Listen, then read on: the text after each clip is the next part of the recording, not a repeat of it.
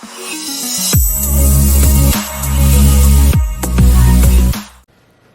you guys, your girl Beauty with Mika. So I had a friend ask me how many palettes did I purchase for 2020.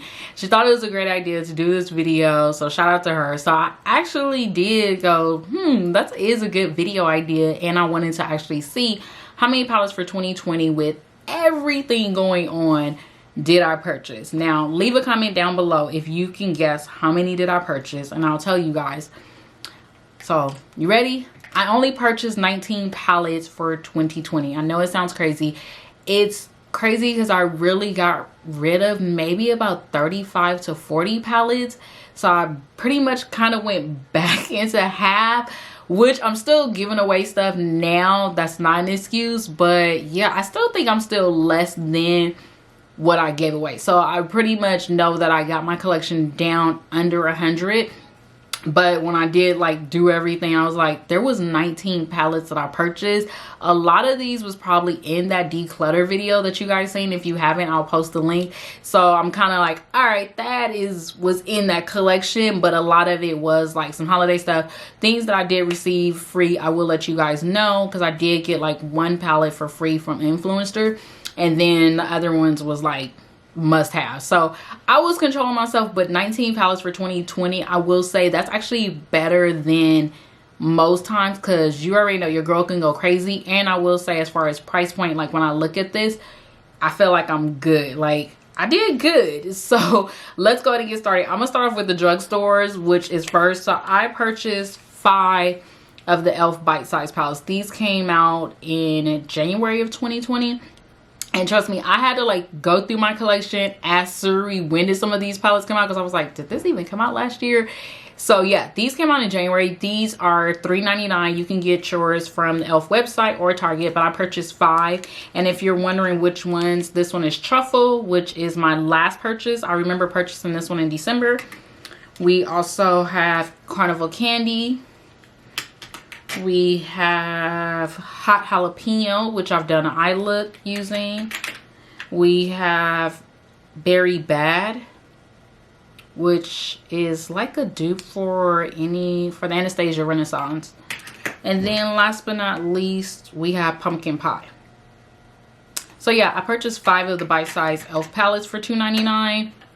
Now, Natasha Denona, because I'm going to start off with the big ticket, because I was like, there's some brands that I just know I'm just gonna purchase if the shades work for me. So the last Natasha Denona palette purchase I made was Mini Zito. This one is a $25 palette. You guys know she's good for her $25 palettes. I purchased this one during the Sephora sale or after the Sephora sale, but I had to get my hands on it. It was one of those, it wasn't on my list, but I went on and repurchased it. So let me show you guys what the colors look like. My ring light is kind of like washing it out. So yeah, that was that one. And then the infamous Glam palette. This was like a hit and miss for a lot of women of color. I like it. I wore it out last year for our anniversary and I was fine with it. I do like the palette. I mean, there was no complaints for it. So some people said it was ashy, it was washed out. Me personally, it worked for me. So, and this one was $65, I believe. Yeah, this one was about $65. So I didn't have a problem purchasing it at that price. Plus I got it on sale. All right, so Pat McGrath, you guys already know Auntie Pat. So I purchased this one during her Black Friday sale. This is one of her 4 quads. This one is Pat McGrath Lab. It actually doesn't say which quad. Oh, this one is Risque Rose. So I purchased this one during Black Friday because I did want to get her quads. I've been hearing great things about her quads. I also purchased the Mothership Labs eyeshadow palette. This was one of her Divine Rose quads. And this one didn't have repeat shades. So I purchased those 2 during Black Friday.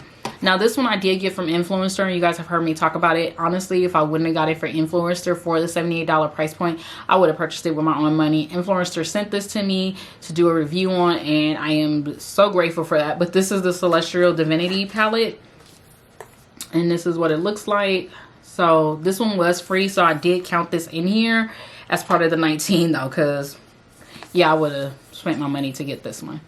Now let's go on to some other ones. So one that is a repurchase, you guys have me talk about it. I purchased it for $20 during a Sephora sale. This one is the Tartelette Toasted. I should have never got rid of this in my collection. I got rid of it about 1 or 2 years ago, and then ever since then I've seen a couple of videos about it and I got inspired again, and I was like, why did you not have this in your collection?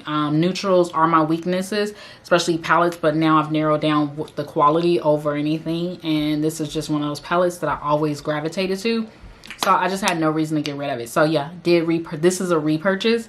That was one. The Makeup by Mario palette, the mattes palette, you guys have heard me talk about it. It was in last month's Shop My Stash. This is what it looks like. This is so addictive. I bought this during the fall sale.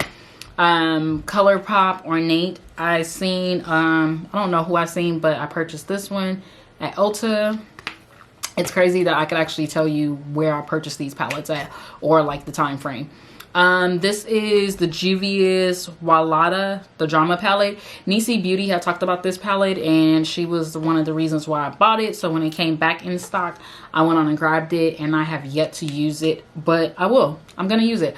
This was in, I remember when I did my Shop My Stash, I was like, you really wanted this, so I really need to use it. But I will tell you guys, these colors are so beautiful, so I'm definitely gonna get my hands on it. I think with the pandemic and everything that's been going on, I haven't been inspired to wear as much colorful eye makeup looks, especially because I'm at home working. So it's kind of like, well, why would you do it when really it's like, you should do it. It makes you feel good. So that's where this palette is at. So yeah, I'm actually shocked and laughing in my head. Now, some OG palettes. This is the Melt She's in Parties. This came out in June of 2020. And the colors were like hit and miss, but I said I was going to purchase it. And I do like the color shade. Purple is my favorite color, and I always feel like I can make a look out of it, especially in these last deeper tones. Like, so pretty. So yeah, did purchase that one. This one was also in my Shop My Stash. Amerzy times Anastasia Beverly Hills. You guys know everyone loved the first Amerzy palette, then they went on and added another one. I hope they bring back the Amerzy highlighter, even though I have it.